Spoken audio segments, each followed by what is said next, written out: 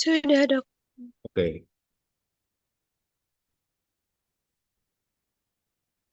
baik. eh, kita lanjutkan Askari ya, Ascaridiasis. Dan kalau di unggas ini yang banyak adalah hitrakis atau penyakitnya ya hitrakiasis ya. Jadi kira-kira cacingnya bentuknya ya hampir sama aja, askariosis, askaris sama hitrakis ya. Hitrakis itu adalah askarisis pada ayam. Namanya aja cacingnya kan eh, hitrakis. Jadi hitrakiasis.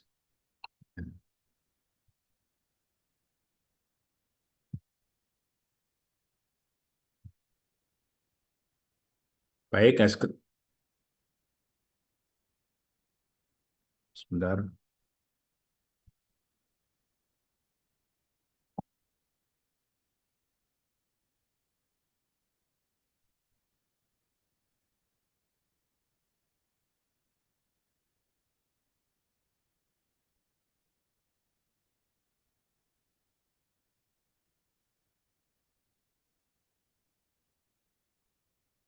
Askaridiosis pada ayam penyebabnya ya Askaridia gali ya. Jadi pada ayam itu kalau saudara mendapatkan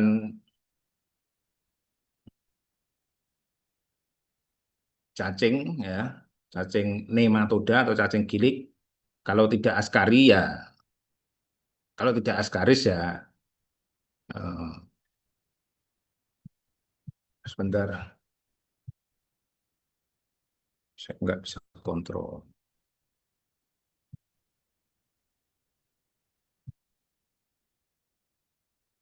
Oke, jadi penyebabnya Askaridia gali ya, yang banyak memang Askaridia gali dan Hitrakis galinarum ya.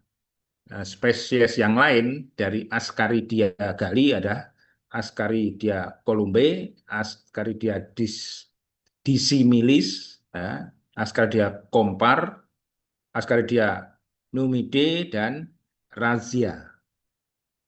Nah, ini masing-masing hewan atau host yang paling peka, yaitu kalau columbe ya yang paling peka burung merpati. Bukan berarti tidak bisa menyerang unggas yang lain, bisa ya. Tapi yang paling peka pada burung merpati. Ascaridia dissimilis pada kalkun, Ascaridia kompar pada burung piaraan, ya burung-burung apa ocehan itu. Kemudian Ascaridia numide itu biasanya pada ayam hutan, sedangkan Ascaridia rosacea itu pada burung merpati juga. Ya. Baik, semua habitatnya di usus halus, ya. Cara penularannya sama dengan yang lain, telur infektif atau larva tiga, ya. Larva infektif yang tertelan. Patogenisanya ya penetrasi larva ke mukosa usus. Jadi karena di usus dia lewat mukosa menyebabkan enteritis hemoragis dan kerusakan dinding usus tentunya ya. Hemoragis yang menyebabkan kerusakan dinding usus. Seperti biasa ayam muda ya, hewan muda lebih peka daripada ayam dewasa. Pada ayam muda menyebabkan anemia, diare, nafsu makan turun, dan haus yang berlebihan. Nah, kalau ayamnya sudah tua itu nggak ada gejala klinisnya. Jumlah cacing dewasa yang banyak itu akan mengakibatkan obstruksi. Ini eh, bukan hanya pada ayam, gitu. Ini bisa terjadi bahkan pada manusia. Kalau manusia terserang askariosis ini, ya bisa terjadi obstruksi. Kemudian perforasi usus karena obstruksi ya akhirnya ususnya jebol. Nah, ususnya jebol. Akibatnya ya perforasi usus yang mati kalau hewan ya. Daya tahan host bergantung pada satu umur. Nah, itu tadi kalau muda dia lebih jenis kelamin, betina biasanya lebih apa? Lebih tidak tahan. Kemudian ya genetik, ada burung tertentu yang lebih tahan, ada yang unggas tertentu, ayam tertentu lebih tidak tahan. Misalnya ayam kampung itu lebih tahan dibanding dengan ayam ras. dan tergantung pada gizi ya, pakan pada unggas. Tadi gejala klinis sudah pada hewan muda tadi ya, enteritis hemoragis, anemia, nafsu makan turun ya, bulu rontok, kusam, sayap terkulai, ini saya kira normal, umum semua pada infeksi cacingan ya, lemah, emasiasi atau eh, apa kekurusan ya, penurunan produksi telur sampai tidak bertelur karena nggak ada nafsu makan. Pada broiler ya pertumbuhannya yang terhambat. Akibatnya ya emasiasi atau kurus. Bedanya kalau kurus itu kurus saja, kalau emasiasi itu kurus yang sangat ya. Diagnosanya dengan pemeriksaan feses untuk menemukan telur cacingnya tentu ya. Nah, ini tidak bisa pada ayam umur 0 sampai 8 minggu atau 2 bulan ya. Tapi sekarang pada ayam broiler kan umurnya kadang nggak sampai 8 minggu ya. Nah, itu bisa ditemukan. Ini dulu pada ayam-ayam yang selain broiler itu biasanya pencernaannya belum belum apa belum sempurna ya, belum sempurna. Sehingga cacing itu tidak bisa tumbuh dengan normal dan bisa bertelur. Ya. Yang paling mudah kalau ayam ya bedah bangkai dengan menemukan cacing ya. Karena kalau ayam itu kita ngomong populasinya mesti banyak. Kecuali kalau unggas-unggas peliharaan kayak misalnya burung oceh-ocehan itu ya, burung peliharaan itu kan cuma 1, 2, atau pada ayam aduan. Tapi kalau ayam-ayam di peternakan itu lebih mudah pakai bedah bangkai. Kecuali pemeriksaan rutin ya. Terus pemeriksaan rutin itu kan nggak ada gejala ya. Ini pemeriksaan secara rutin. Tapi kalau misalnya ada kasus, terutama anak ayam itu tadi, katakanlah sampai mati atau udah parah, ya kayak ini, bulu rontok, kusam, sayap terkulai, ya, atau yang sudah hampir mati ya dibedah aja. Baik ini pencegahannya atau pengendaliannya ya pemeliharaan ayam muda dan dewasa itu dipisah karena bisa terjadi infeksi dari yang tua ya, yang tidak ada gejala klinis ke yang muda. Nah, yang tua ini nggak ada gejala klinis, jadi kita nggak tahu kalau itu cacingan. Liter dan peralatan kandang dijaga kebersihannya, lantai kandang jangan dari tanah langsung ya, lantai kandangnya, tapi di semen gitu misalnya. Pengobatan periodik, nah ini pengobatan ini yang benar itu tadi pemeriksaan feses secara periodik karena kita bicara itu tadi populasi, jadi sampling. Kalau ayamnya misalnya 10.000 ya ambil aja 10 feses gitu ya, dilihat. Pemberian pakan yang baik, yang bergizi. Itu intinya, bukan hanya vitamin A, B12, mineral, protein yang cukup gitu. Protein cukup, tapi kalau yang lain nggak cukup ya sama aja. Ya, pengobatannya cukup dengan pepirasin ya. Pepirasin apa aja bisa, pepirasin adipat, bersitrat, sesuai petunjuk pemakaian. Setiap pabrikan beda-beda ya. Bisa juga dengan penotiasin dan higromisin. Walaupun sekarang sudah jarang penotiasin, higromisin. Higromisin masih ada ya. Baik sekarang heiterakiasis pada ayam. Ya, ini Heterakis gallinarum, siklus hidupnya sederhana, ya. Penyebabnya Heterakis gallinarum, spesiesnya ada Heterakis gallinarum, Heterakis brevispiculum, ya, pada ayam juga sama. Ya. Nama lainnya Heterakis gallinarum itu Heterakis papillosa, karena kadang menyebabkan papula pada usus, ya kan. Heterakis vesicularis ya vesicle sama aja. Heterakis gallinae atau gallinarum ya sama aja. Ada spesies lain Hitrakis isolonse, ada ayam pegar, burung puyuh terutama ya. Hitrakis dispar pada bebek dan angsa. Hitrakis beramporia, Hitrakis indica juga pada ayam, Hitrakis squamosa, nah ini pada tikus. Ini yang hewan peka, bukan berarti Hitrakis squamosa nggak bisa menyerang ayam, bisa aja. Tapi dia tidak terlalu patogen karena ayam kurang dibanding tikus.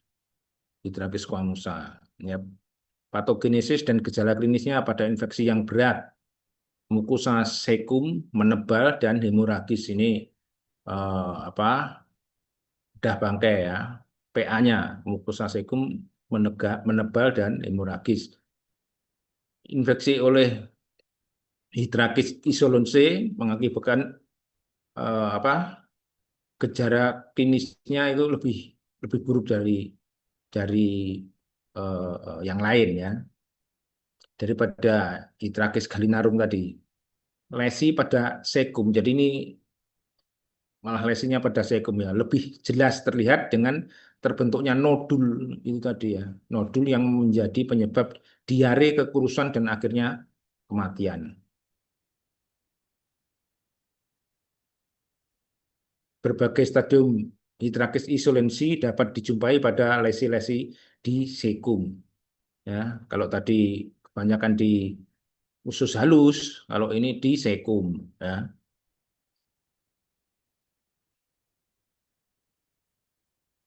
Hitrakis di sekum.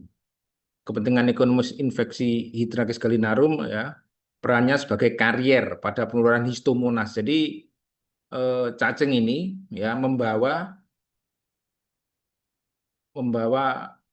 penyakit yang disebabkan oleh Histomonas ya, Histomonas meleagridis yang menyebabkan blackhead. Ini protozoa ya, menyebabkan enterohepatitis. Saya kira kemarin di protozoa sudah dijelaskan. Protozoa tersebut tetap hidup di dalam telur ya. Jadi dari dewasa itu bisa ke telur hitrakisnya, protozoanya ya. Protozoanya maksud saya apa histomonasnya ya.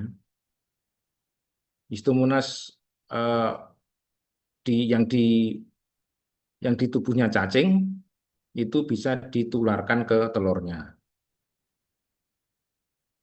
Hitrakis gallinarum, cacing Hitrakis gallinarum dalam jangka waktu yang panjang bahkan ditengarai sepanjang telur tersebut masih hidup. Jadi dia akan tetap berada di telur.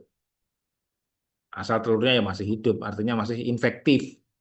Kalau telurnya sudah tidak infektif atau karena mati ya Hitrakisnya protozoanya ikut mati. Diagnosis tentu dengan pemeriksaan feses untuk menemukan telur ya. Telurnya seperti ini, Hitrakis itu lebih lonjong, sedangkan Ascaridia eh, ya, lonjong tapi lebih bulat ya. Jadi kalau Hitrakis itu di usus buntu, sedangkan Ascaridia gali di usus halus.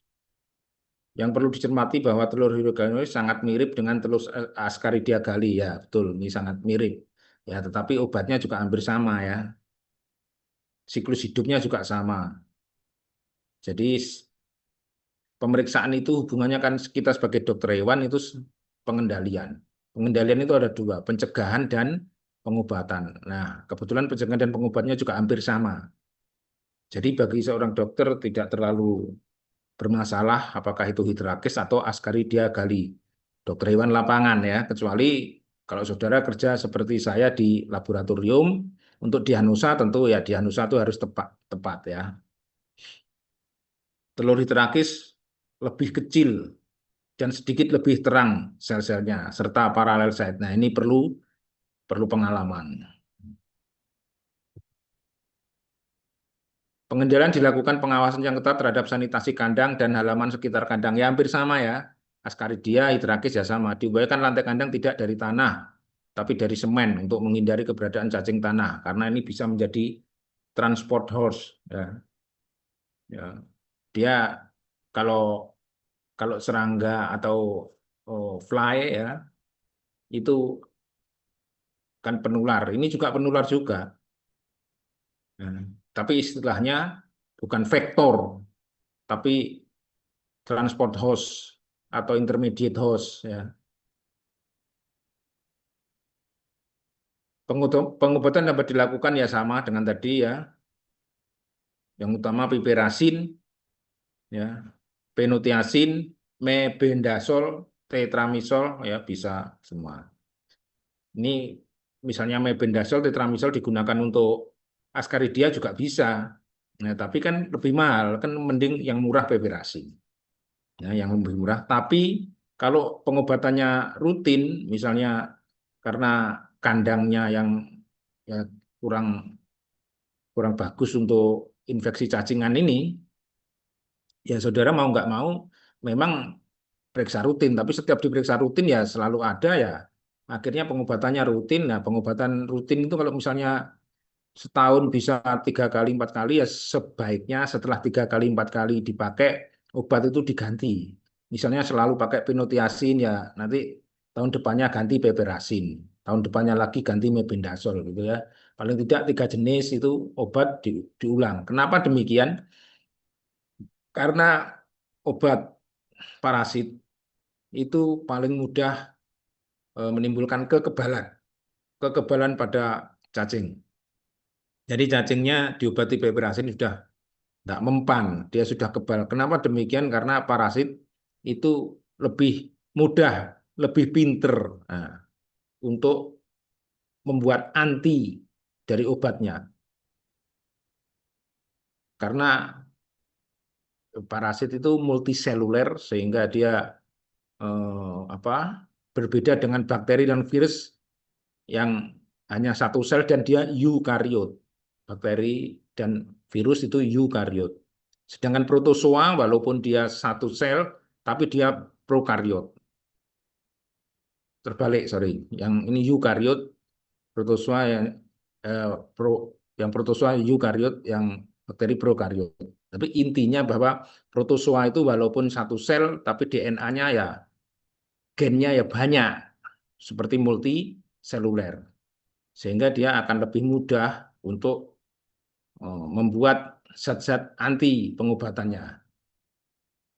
Itulah sebabnya obat-obat virus, obat-obat parasit itu mudah kebal, ya, mudah kebal. Oleh sebab itu harus sering diganti-ganti. Baik kalau pada karnivor, ya nematodanya itu atau askarisnya itu disebut ankylostoma. Ini disebut ankylostomiasis pada karnivor. Nah, ini eh, menular ke manusia, ya terutama menyebabkan larva migran pada kulit pada manusia, ya. Ini penyebabnya ya genus Ankylostoma. Ada Ankylostoma caninum, Ankylostoma duodenale dan lain-lain ya. Ini bisa menyerang anjing, serigala, rubah, kucing dan pada manusia itu biasanya menyebabkan larva migran. Ankylostoma tubaeiforme pada kucing, Ankylostoma brasiliense pada anjing, kucing dan manusia. Anjing ya. Anjing, kucing, manusia. Pada manusia juga di kulit ya. Ankylostoma duodenale pada manusia bisa pada kalau Ankylostoma duodenale ini pada manusia menyerang usus. Ya. Bisa pada babi dan karnivor. Habitatnya pada usus halus. Ya. Kecuali Ankylostomum caninum pada manusia itu bisa pada kulit. Menyebabkan larva migran. Ya, ini review semester kemarin ya, siklus hidupnya ya seperti ini. Larvanya bisa di lingkungan, bisa di kandang, bisa di kebun ya. Larvanya bisa di mana-mana sehingga bisa itu menular ke manusia lewat kulit, misalnya telapak kaki waktu kita berjalan di tanah ya, nggak pakai sendal, nggak pakai sepatu, menyebabkan larva migran. bisa juga paratenic host, nah, termakan oleh paratenic host.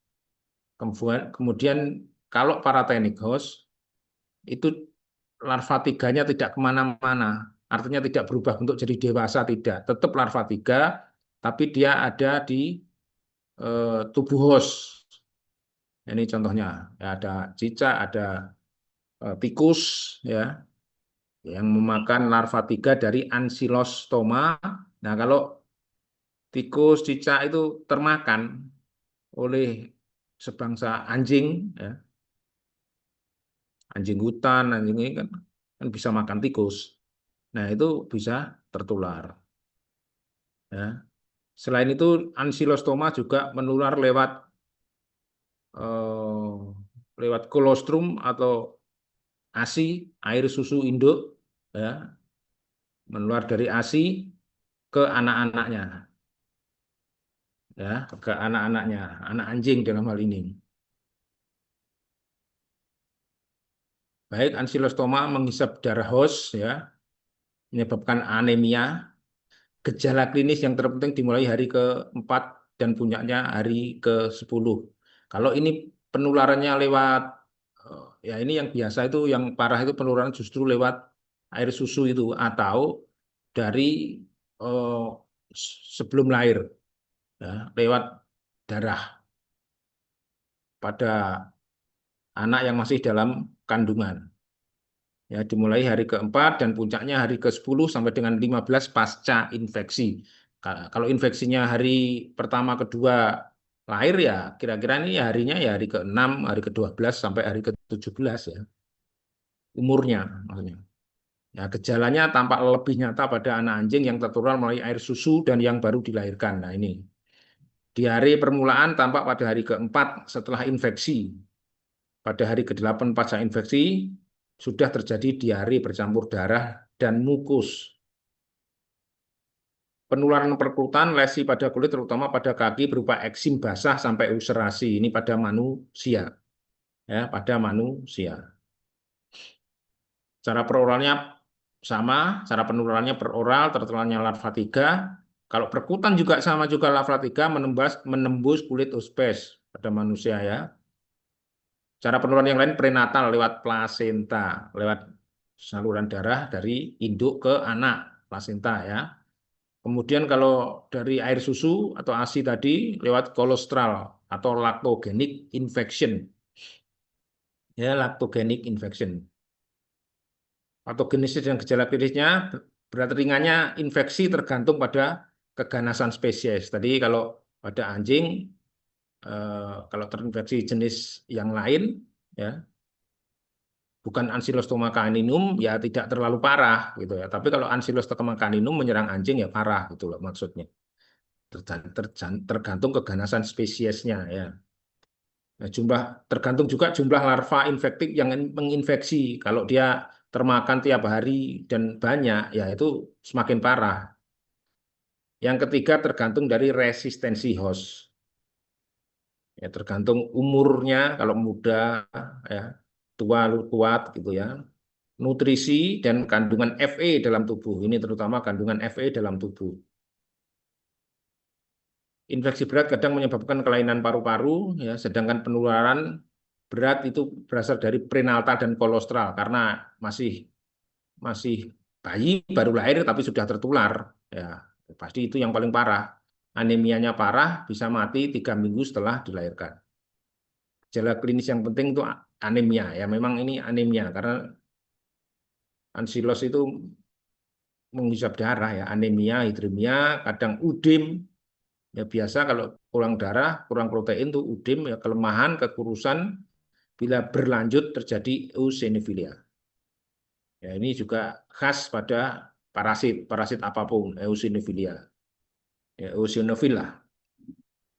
Infeksi kronis, ya ini kalau pada yang udah agak dewasa, ya nafsu makan menurun, pertumbuhan terhambat, kondisi kulit jelek, dan pada infeksi berat oleh Ancylos tubaeiforma disertai diare periodik. Jadi diarenya itu intermittent, ya, periodik, muter gitu. Nanti ini sekarang misalnya diare, terus berhenti, diare lagi gitu terus ya.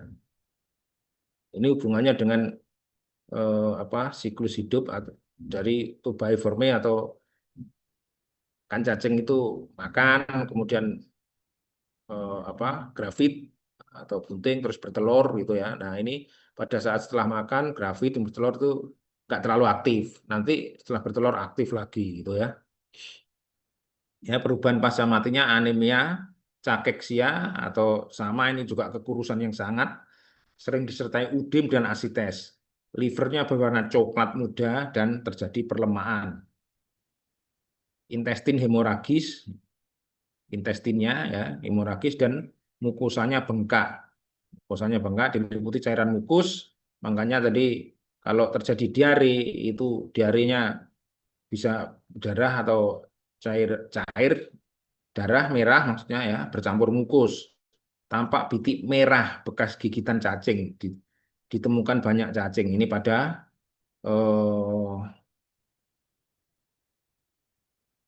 pada intestin ya atau mukosa intestin ya. Jadi bekas gigitan cacing kan ya pasti ditemukan banyak cacing di situ. Diagnosa selain melihat gejala klinis tadi diperkuat dengan pemeriksaan feses untuk menemukan telur cacing.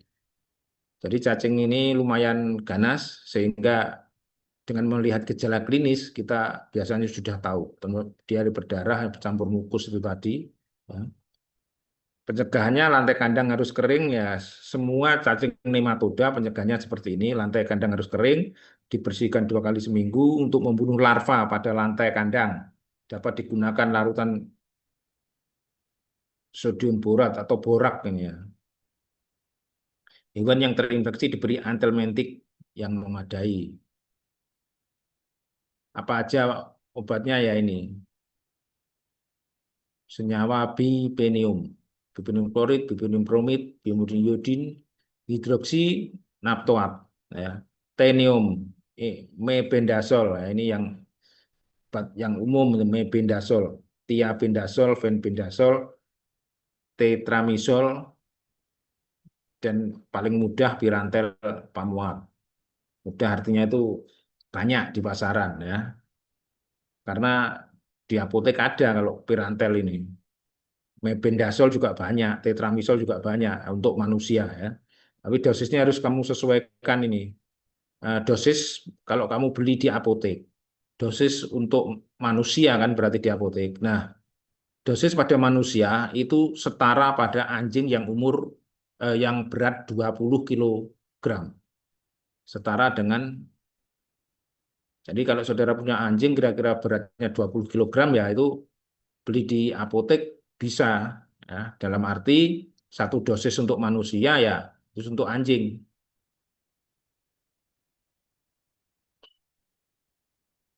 dan ini single dose biasanya ya obat-obat ini biasanya single dose dua kalau senyawa bepenium tadi 20 miligram per kilogram berat badan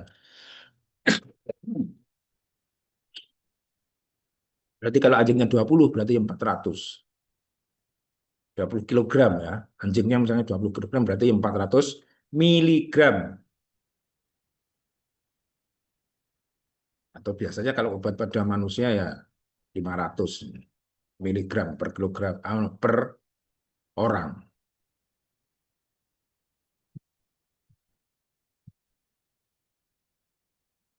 Ini aspek zoonosisnya baik ini jadi seorang wanita di Townsville berusia 30 tahun mengeluhkan anoreksia, nyeri perut, diare, penurunan berat badan sampai 6 kilogram selama 4 minggu. Jadi itu cepat banget, 4 minggu 6 kilogram. Nah, pemeriksaan klinis normal, tetapi jumlah eosinofil, nah ini khasnya parasit ya, darah itu tinggi. Hasil kultur feses dan pemeriksaan mikroskop normal.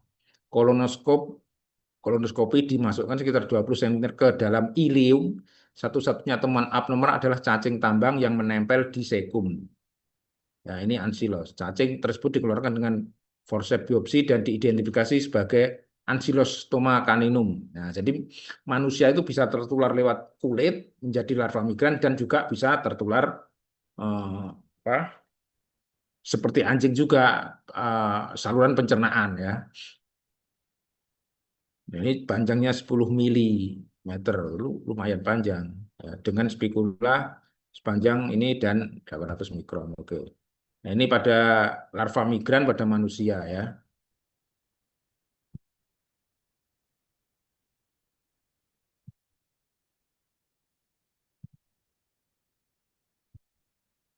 Baik, ada pertanyaan di sini?